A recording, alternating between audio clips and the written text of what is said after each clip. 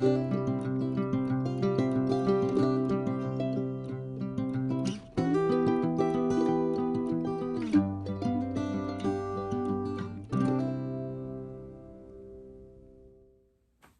guys, welcome back to the 30-day poetry challenge. This is day 12.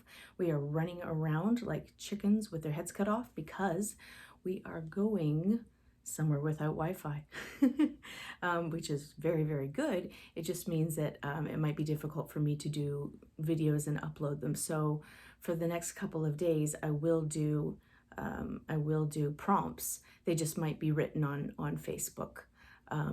So we will see, we shall see. But I wanted to talk to you about memories and the awesome way that you can get into a moment just by sitting there and thinking about it. So for today, I want to read you another poem by Mary Oliver, and it's Sea Leaves. And she plays with the structure. It's actually written in a paragraph form, and it's still poetry. Okay. I walk beside the ocean, then turn and continue walking just beside the first berm, a few yards from the water, which is at half tide. Eventually, I find what I'm looking for, a plant green with the flavor of raw salt and leaves shaped like arrowheads. But before that, down the long shore, I have seen many things. Shells, waves, once a pair of whimbrels, gulls and terns over the water, rabbits, long-legging it through the thickets above the berm. I kneel and pick among the green leaves, not taking all of any plant, but few leaves from each, until my knapsack is filled. Keep your spinach, I'll have this. Then I stroll home. I'll cook the leaves briefly. M and I will eat some and put the rest into the freezer for winter. The only thing I don't know is, should the activity of this day be called a labor or a pleasure? That's a very interesting question. I think it is half and half, but I think the pleasure part's more important. And the way that she is just bitten into this memory of being in this place at this time and doing these things. I have another example of mine that I wanted to read you, and it's called Treasures. Mom asked me what I wanted from the cottage before it was sold. Everything, nothing, I don't know, I replied. I wanted the Busby sign, but it was stolen. I got it back. So instead, I will take the smell of wood, earth, and ivory soap.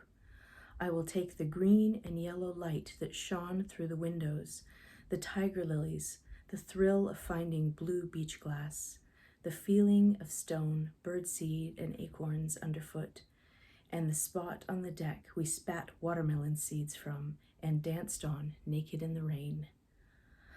I could leave the black and brown Inuit prints, the violently orange canvas chairs, and the mugs that looked like fishermen's heads.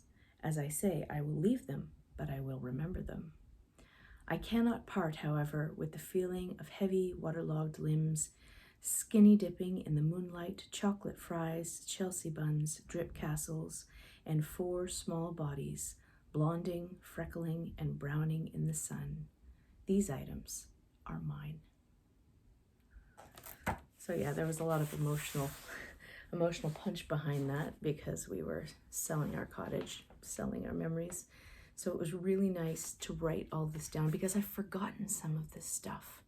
So what I want you to do is pick a memory that's important to you, not just any memory, like what is it that you want to connect with? And then what I want you to do is set a timer for 5 minutes.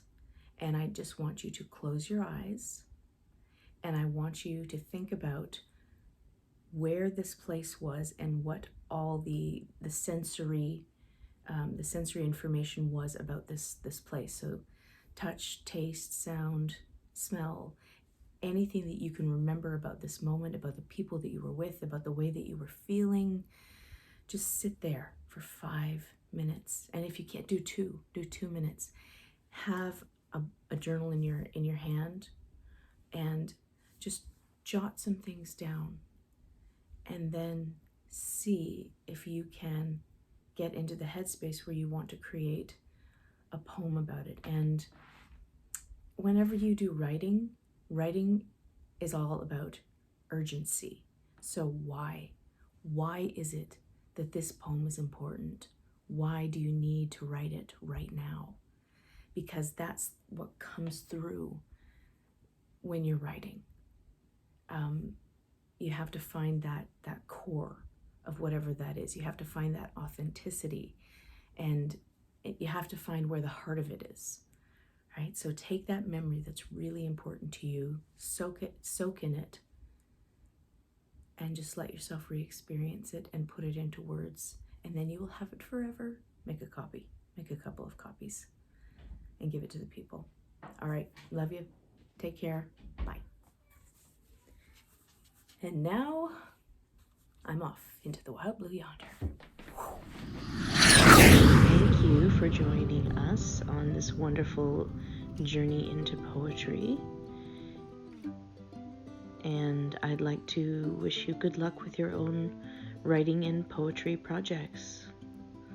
Please subscribe so you don't miss a day. And thank you so much.